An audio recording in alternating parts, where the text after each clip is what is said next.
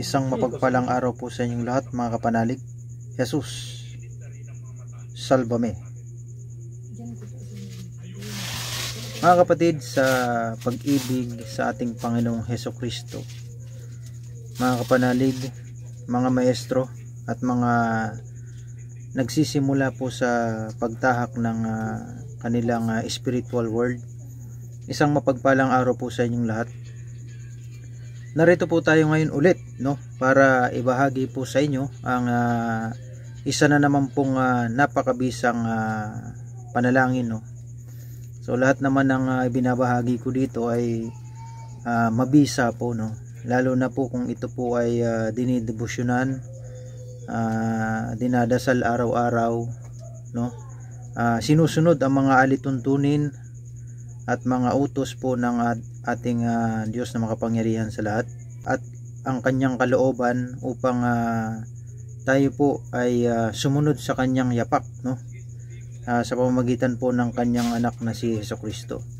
Ito pong dasal na to, ito po ay napakabisa po, subok na po ito simula pa ng simula pa ng mga kapanahunan. At gawin lamang po ito, dasalin po ito araw-araw ng buong lakas, So hindi naman literal na lakas, Dapat nagkakaisa po ang espiritu, ang kaluluwa, ang katawan, ang isip, para po tayo ay gabayan at ipagkaloob po sa atin ng banal na espiritu ang kapangyarihang nakapaloob po dito, Ito po ay kontra sa lahat ng uri ng spiritual na sakit. Ito rin po ay rebuelta, rebuelta po ito kung kayo po ay nagawa ng masama, nagawan po ng hindi ka nais-nais, mga black magic or itim na mahiga. Pagka naipagkaloob na sa iyo ang kapangyarihan nito, ay babalik po sa gumawa kung ano yung ginawa sa iyo. Pagtiwalaan po natin ang panalangin na ito upang tayo po ay basbasan. Panatilihin po ang mga habilin ko po sa video na ito upang tayo po ay aliwin, ng banal na espiritu ng nakapaloob po dito. So simulan po natin ang panalangin na ito. Panginoon, kontrahin niyo po ang mga kumukontra sa akin. Labanan niyo ang mga kumakalaban sa akin. Kunin niyo ang inyong kalasag at ako'y inyong tulungan. Ihanda niyo ang inyong mga sibat para sa mga taong humahabol sa akin. Gusto kong marinig na sabihin niyo, ako ang magpapatagumpay sa iyo. Mapahiya nawa ang mga taong naghahangad na ako'y patayin. Patrasin niyo at biguin ang mga nagpaplano ng masama sa akin. Maging gaya nawa sila ng ipa na tinatangay ng hangin habang sila'y itinataboy ng inyong anghel. Maging madilim nawa at madulas ang kanilang dinadaanan habang sila'y hinahabol ng inyong anghel. Naghukay sila at naglagay ng bitag para sa akin, kahit wala akong ginagawang masama sa kanila. Dumating nawa sa kanila ang kapahamakan ng hindi nila inaasahan. Sila nawa ang mahuli sa bitag na kanilang ginawa, at sila rin ang mahulog sa hukay na kanilang hinukay.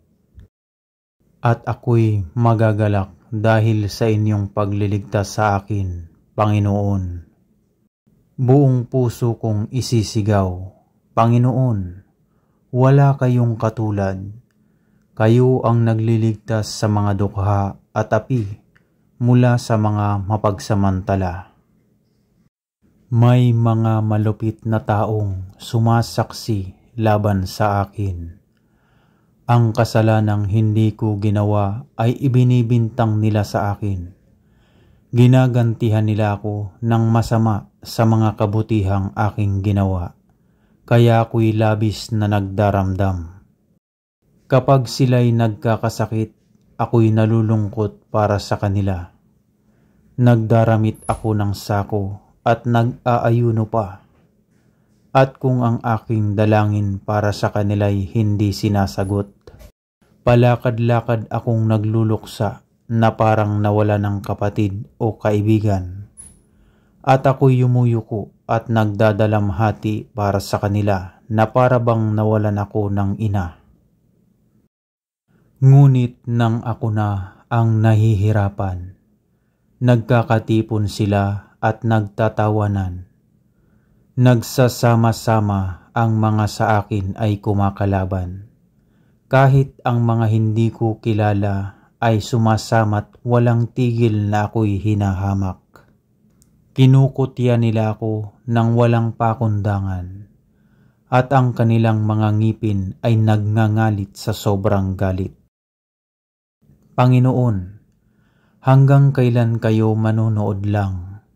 Iligtas niyo na ako sa mga sumasalakay na ito na parang mga leon na gusto akong lapain. At sa gitna ng karamihan, kayo'y aking papupurihan at pasasalamatan. Huwag niyong payagan na matuwa ang aking mga kaaway sa aking pagkatalo. Ang mga galit sa akin ng walang dahilan ay huwag niyong payagang kutyain ako.